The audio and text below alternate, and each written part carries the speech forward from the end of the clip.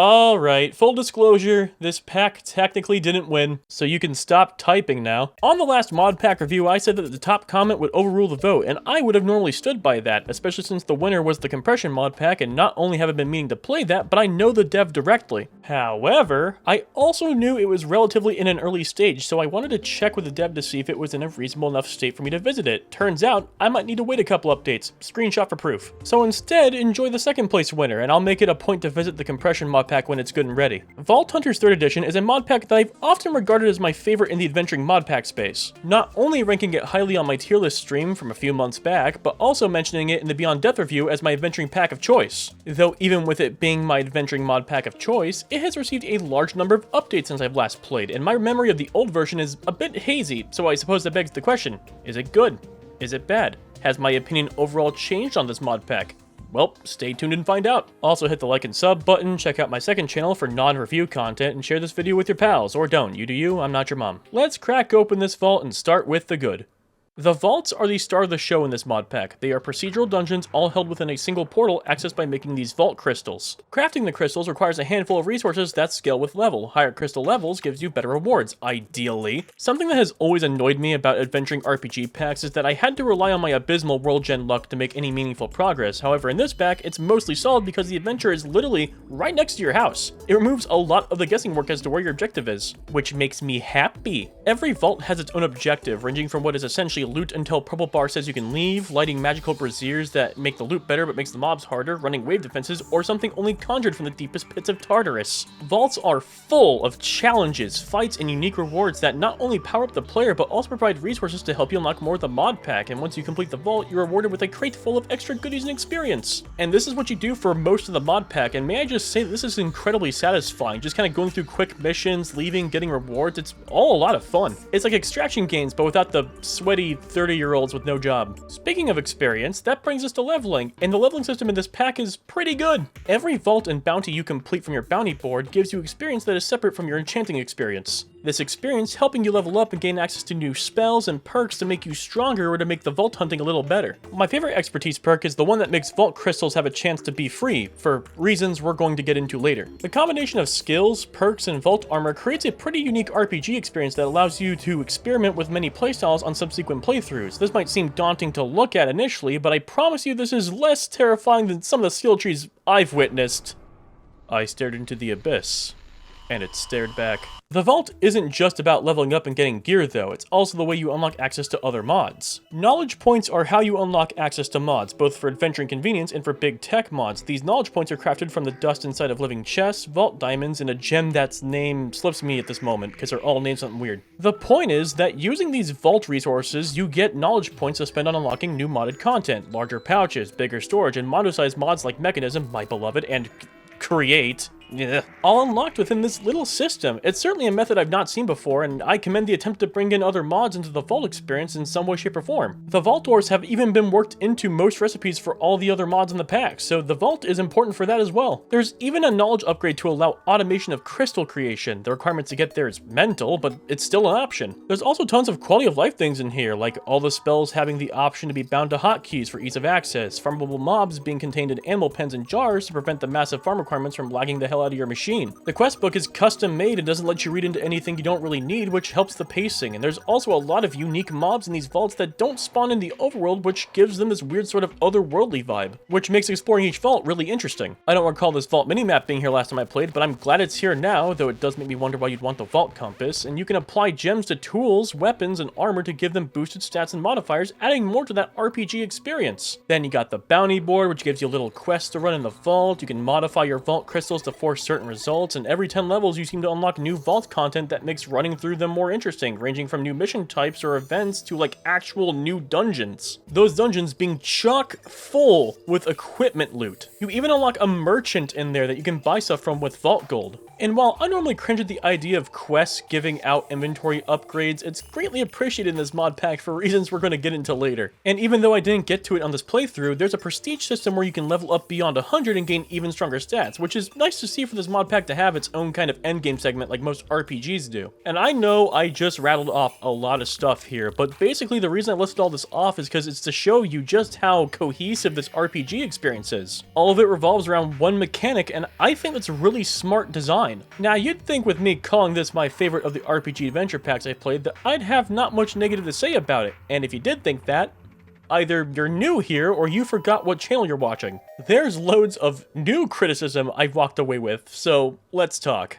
Let's start with what I think to be the biggest issue with the mod pack. There are several invisible progression walls within this mod pack, 2 of which being so massive you literally can't ignore it even for a second. And since it's been about 3 months since I've used that terminology, I'm going to go ahead and remind you all what the invisible progression walls are. Invisible progression walls are moments inside of games and mod packs where you experience an abrupt stop in your progression that you could not have seen coming, like an invisible wall. And with that being said, we have a few here. For starters, if you die past level 20, you drop all your stuff inside of the vault and you cannot get it back until you build a spirit extractor. This basically means that unless you have this extractor, dying past level 20 hits you with an invisible progression wall, as attempting a vault without decent gear past that level is mental. The spirit extractor itself requiring an Eye of Ender, so the idea is that in order to revive yourself, you have to basically run the entirety of the vanilla game progression lineup until you can get to the stronghold at least. I don't think I need to begin to explain how this is a problem, but I'm a critic, so I guess I have to. I'd much rather run more vaults than do anything related to vanilla progression. By you stopping my experience from modded content to play the vanilla game, I might as well be playing vanilla Minecraft at that point. Now, you might be thinking that you can just do the other modded stuff until then, but bad news if you weren't paying attention. Since knowledge points are the sole way you unlock modded content, this takes that idea out back and shoots it. Especially when the big mods that opens up many options all require 6 of these points. Now, there's a difficulty setting to not drop your stuff if you die in the vault, but as I've stated many times, I do not tamper with default settings because default settings are dev intended. This will be the first impression most players walk away with. Another wall you run into pretty often is just the way you craft crystals to open vaults in the first place. Vault crystals have increased requirements based on the crystal's level, and the level of the crystal scaling 1 for 1 to you. There's no way to raise or lower the crystal level, which is fair. If you did, you could just farm level 1 crystals for knowledge points and unlock every mod, though that doesn't mean it's without its problems. For example, I got a crystal at one point that required snowballs, and this is how far away my closest snow biome was. Add another clip of evidence for my atrocious roll gen luck. I get the ideas that you have to create farms and explore the world to get resources for crystals, and there's nothing really wrong with that. My issue is that this approach stops all modded gameplay abruptly, halts you from progressing to get you to frolic through the flowers. Vaults are the only way you can progress in this pack, as they hold literally all the resources to unlock mods and craft modded items. So to tell me that I'm no longer allowed to play the modded content and I have to now travel thousands of blocks for a resource that will not be useful beyond making crystals is really dumb, and I do not like it. Now, Nature's Compass exists, so it's not like I was lost. I just happened to be miles away from anything meaningful. It annoys me more because a solution to this problem is right there, man! Modded ores cannot be used until you unlock the mods, yet you can easily mine and collect them from the very start of the game. So what if instead of making me find a sea pickle, the vault instead requires a couple of modded ores, a building block like it currently does, and maybe some chromatic iron? You get an unreasonable amount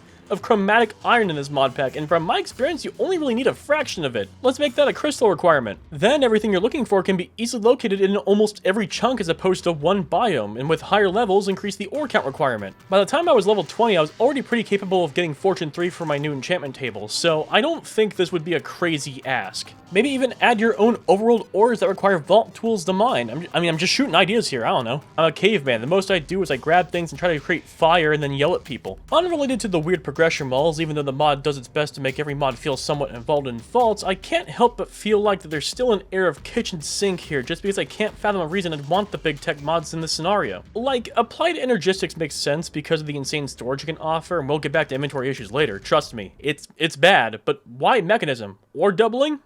Why? None of the overworld metals matter when running vaults or even crafting vault items, and weirdly, despite the fact you need knowledge points to access other mods and the fact that the modded items require vault gems to be crafted, I don't think this mod pack really establishes much of a genuine reason to use any of the mods. Despite everything, they still feel tacked on and don't really add to the experience much. I would have much rather used knowledge points on more RPG mechanics of some kind or activating new threats around the world. Speaking of the world, that's another issue. Vault gear trivializes everything in the overworld. overworld. The very moment you acquire vault gear and the very moment you level up strength even once, you will be one-shotting damn near everything that isn't from a vault. I get the idea that the vault is supposed to be tougher, it's literally the entire reason the mod pack exists, but the overworld mobs are literally harmless at a certain point. And by a certain point, I mean like level 5. I also noticed the mob density in the overworld was much larger than usual, which if this is true, means the idea to remedy this problem was to throw more bodies at you. Which, fun fact, did you know that cutting through a blade of grass doesn't magically become harder when you add 9 more? This issue sounds minuscule as a lot of mod packs power creep the hell out of the player, but when this mod pack actively breaks your shins by halting progress until you explore the overworld,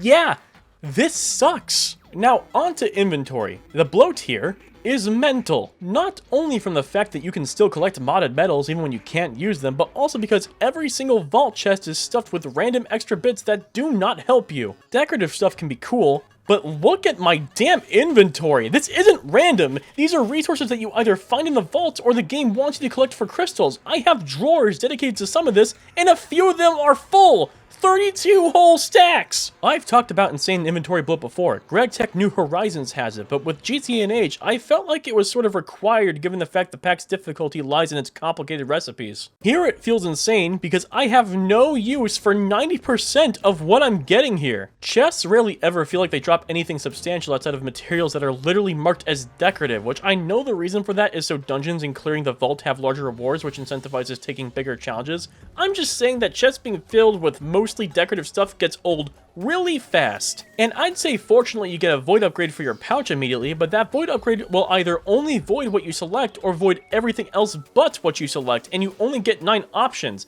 I guess it's because later you can unlock better voiding options, which is fair.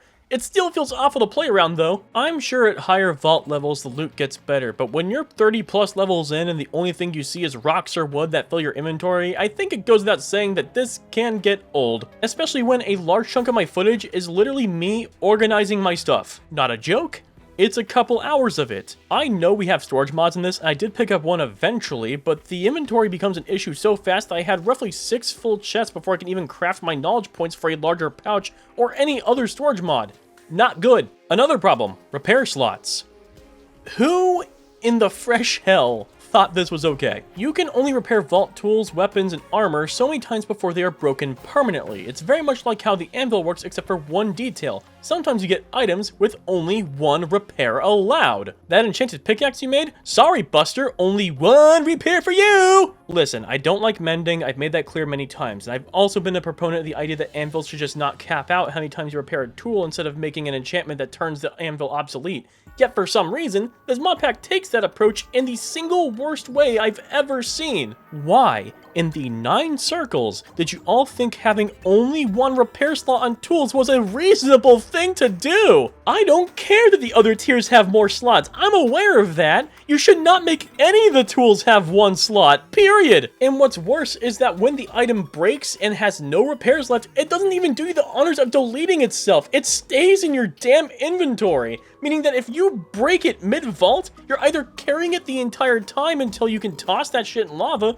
or you're running the rest of the vault without a magnet, which will slow down your vault running progress. And honestly, you can just boil down a lot of my issues to that problem. There's a lot of random delays, slowing down, or abrupt stops in the flow of this mod pack. You get to play modded content early game for less than 30 minutes at a time before you play pretty much exclusively vanilla experiences. It feels like playing 2 entirely different games at once, and while unlocking mods certainly changes it up a little bit, the fact that the early game is pretty much mostly a vanilla experience makes it sort of a slog at times. I honestly think the best thing this mod pack could do is add some more RPG mechanics that aren't tied entirely to the vault. Maybe some basic ones like skill leveling for stuff like mining, wood cutting, or fishing. Maybe at a certain level, elite mobs begin to spawn in the overworld that have a chance to drop materials for crystal modifications, or at least give us one of the storage mods early. I feel like a lot of the early game could be made less miserable if we had at least one storage mod, like drawers. Drawers being an immediate option wouldn't hurt early game that much at all in my opinion. Then I saved the worst part for last. Scavenger hunts. Scavenger hunt is a special mission type for a crystal where you must collect the MacGuffins from special locations before leaving the vault. This game mode has a handful of problems, so let's rattle them off. one by one. Issue number 1. This entire mission type is RNG based start to finish, and this is going to sound real stupid because every game mode has RNG involved, but this one is egregiously reliant on it. Elixir vaults require you to slay mobs and loot chests in general, then locate a lodestone to leave. Lodestones have a random spot, but you can usually find them in just about every room. Like the Brazier missions have a Brazier in every room, because you're supposed to light as many as you can outside of the required 3 to get extra loot. Position's still random, but there's an air of consistency. So you're probably wondering just how bad the RNG is with Scavenger. You have to find very specific loot in very specific chests, of which the loot has drop weighting equivalent to equipment and other rare drops, and since a lot of the time it asks for chests that aren't always in every room, there's times where you search a room and don't find a single thing you're looking for. Need living chests? Nah, you clearly wanted ornate and wooden ones. Need coin piles? How about mines full of rocks? Need any scavenger item beyond uncommon rarity?